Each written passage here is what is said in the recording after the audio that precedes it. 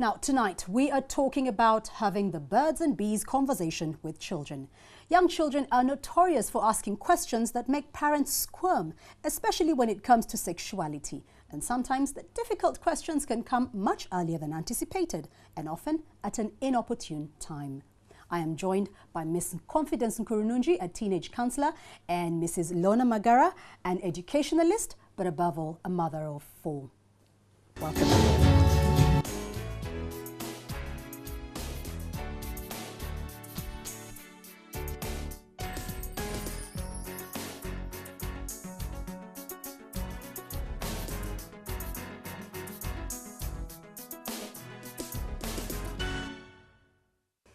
Good evening and welcome to NTV. Let's talk. Thank you. Thank you. And I'll start with the one question that personally bothers me. Why is the parent-child conversation about sex and sexuality a very difficult one to have? We will start with you. Thank you. Thank you and good evening. I suppose it's difficult because the whole discussion about sex is a very private matter. It is something that is personal.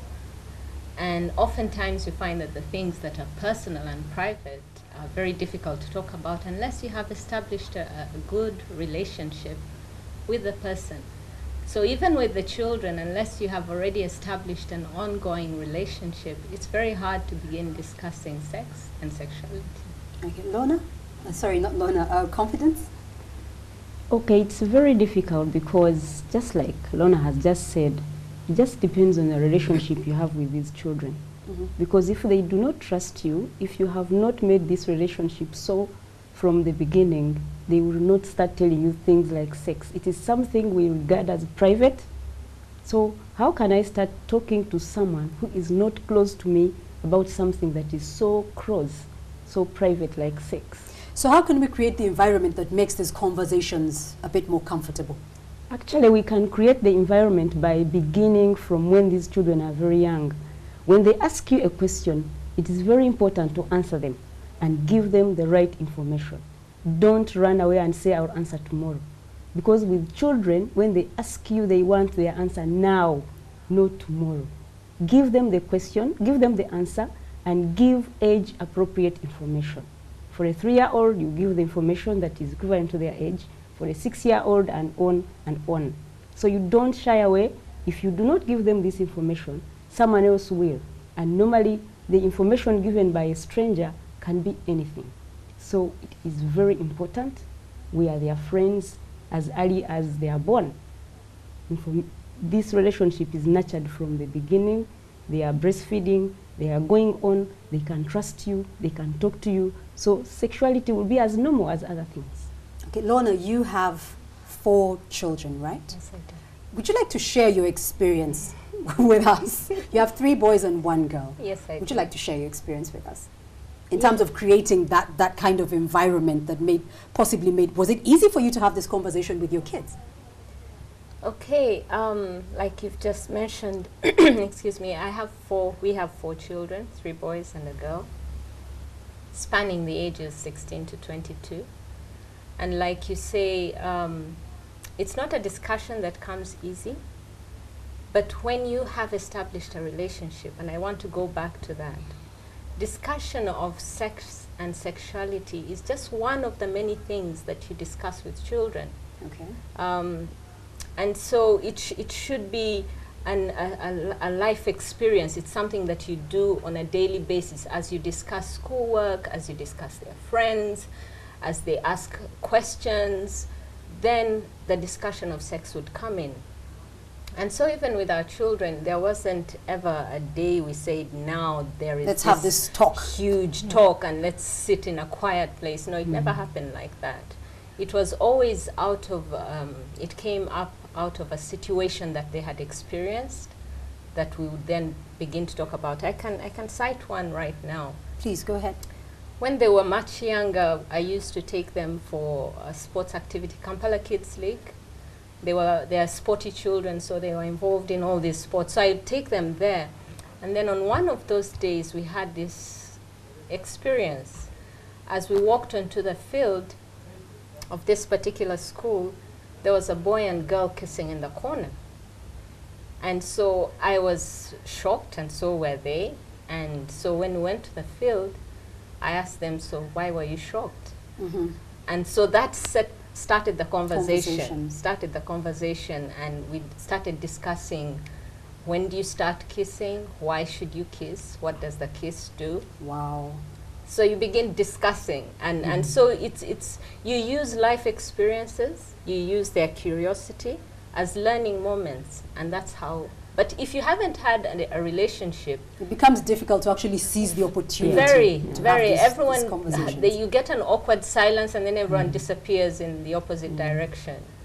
Okay. Yeah. And what kind of things should you talk about, and at what point?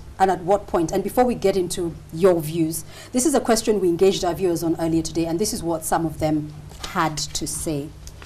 Habiba Namiro suggests that as soon as the girl child gets her first period, she should be told about the likely consequences of having sexual relations. Phoebe Komuhanji says sex education should be gradual, especially at puberty. Parents should tell their children about the dangers of early sex and early marriage, talk to them about decency and self-appreciation. That is according to David Matwa.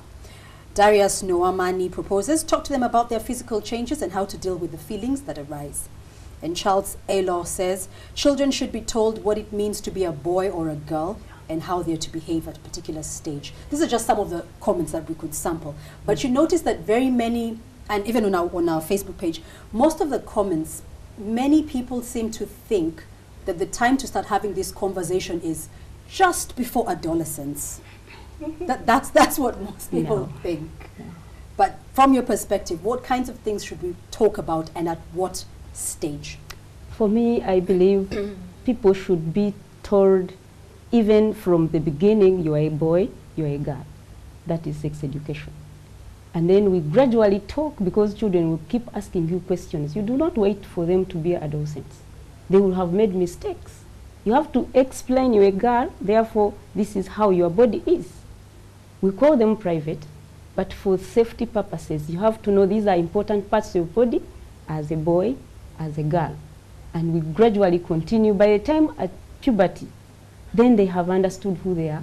Then they can deal with the changes that come, because the conversation is natural and normal. They do not fear talking. They do not fear, or they don't even feel bad. I'm a girl, therefore I'm disadvantaged. I'm a boy, I should have been this. So it should begin as early as they understand. You're a boy, this is how you behave, this is how you look like. So it is an ongoing conversation. Okay, let's look at the language for a bit. What kind of language should be used when talking about their bodies?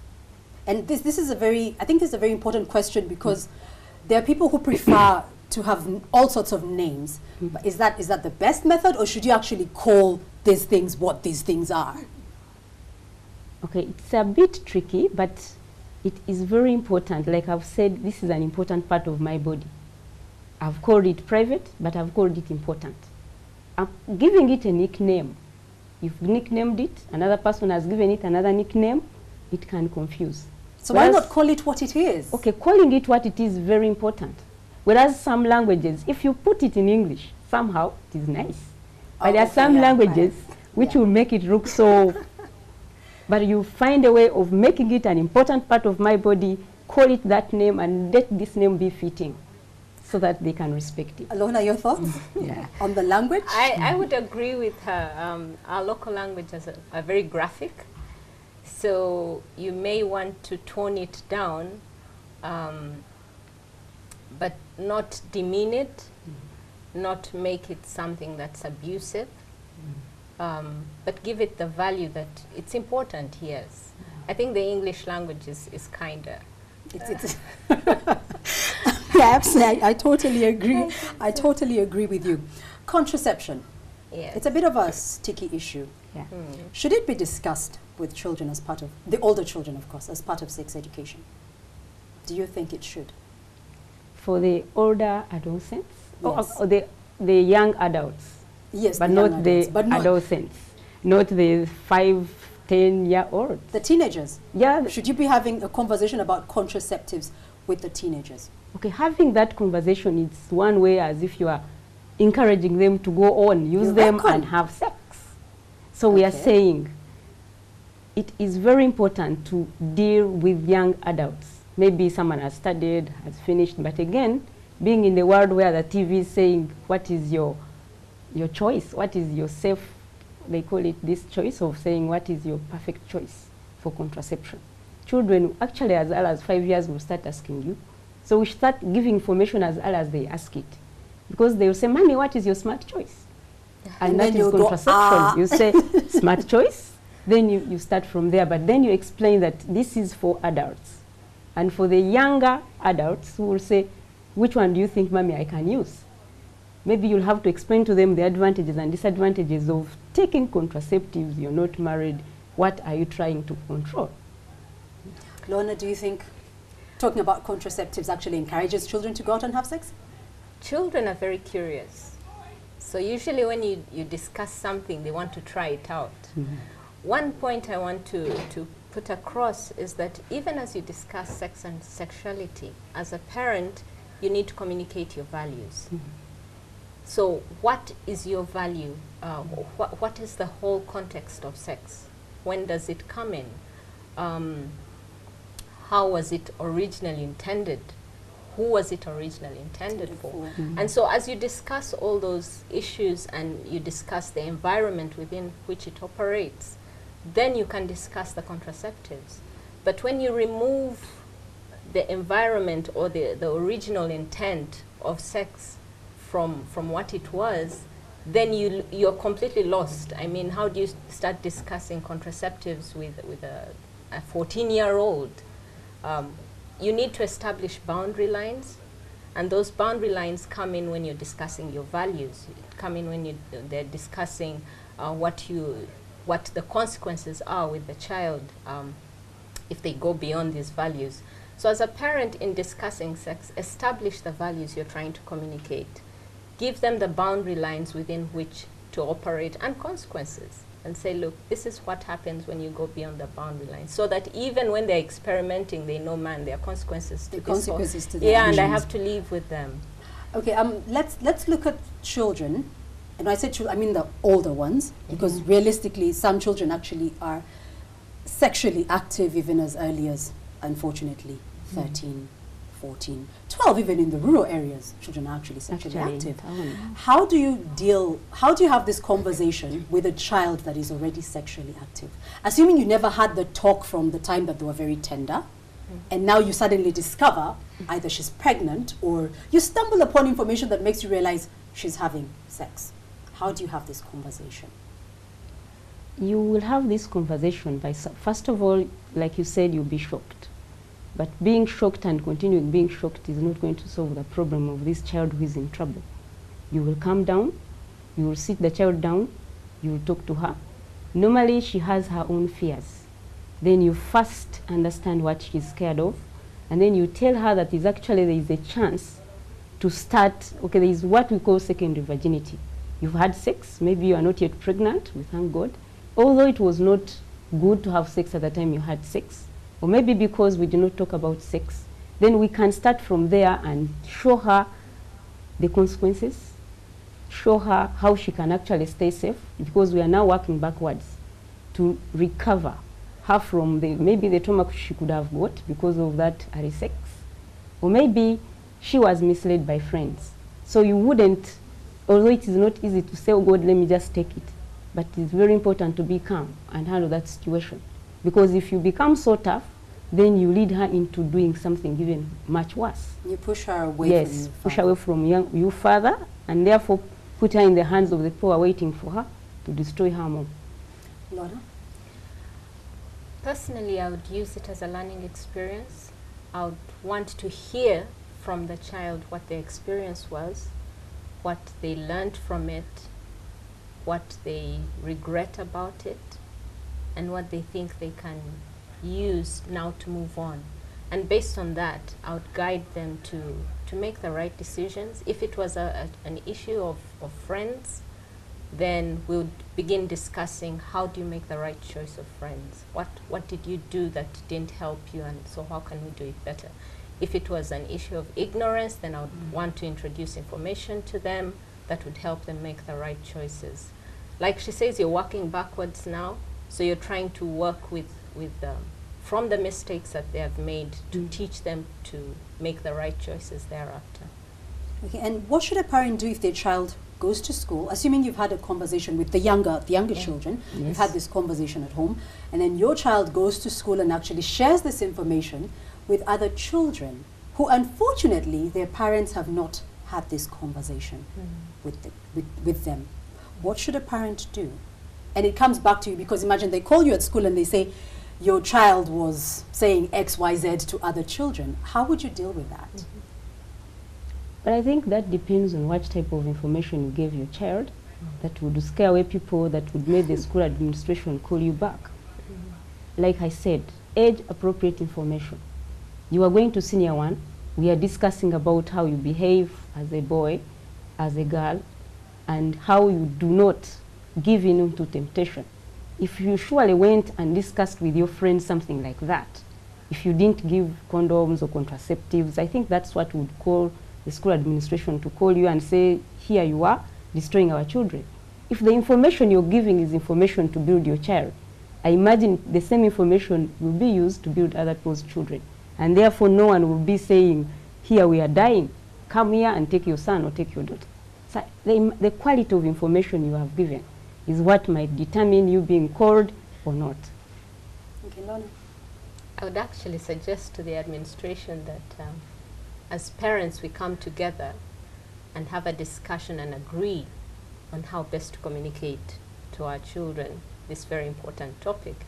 Because while as a parent you may want to talk to your child about sex, other parents may be freaked out. They don't know how to handle it. Exactly. But this is an opportunity. Schools are an environment, our society that can raise our children. And so we want to partner with the other parents in the school and share this information and have a common front. So I'd suggest to the administration that can we as parents have a meeting and agree on how to communicate this information. Maybe the parents who are shy and timid will take advantage of this and say, yes, let's go for it. Yeah. But what about actually telling the child that the conversation you had is private, it's a family issue, and they should not be rediscussing it? Because oftentimes the likelihood that that information is not going to be distorted is a bit minimal. Yeah. So what about actually telling the child, you know what, when we have these talks, this is really for you and me. It is not for you to go and have your mini sex education class. You know, because many of the things that we learn at that age, we actually learn from our peers who either hear it from relatives or parents or watch TV or magazines and all that stuff. Is that something that you think would work? Okay, telling your child that what we have here is ours is very nice, but again, it is a bit selfish. We are saying there is peer pressure. Now you're going to school. For you, I told you how to behave, what happens when. And then when I say that, now let's skip it. I'm saying maybe like now you have asked, let's give the information that is less likely going to be distorted so that someone will go and make it look awkward when it was actually meant to make this girl, this boy stay safe. So I'm saying when we are giving information as parents, we are careful which one we are giving. Okay, Lorna, your parting shots as we wind up. Our time is well spent. Let's communicate values to our children. Let's broaden it from just sex and sexuality and communicate values for life. Then they will know how to even communicate with their friends what they have learned about sex. It will not just be this topic that we discuss in secret. It will be, I care for you as a person. I want you to live a full life, so let's discuss the whole picture. Okay, thank you very much. That was Lorna Magara and Confidence Kurunungi joining me on NTV Let's Talk as we look at talking to children about sex and sexuality.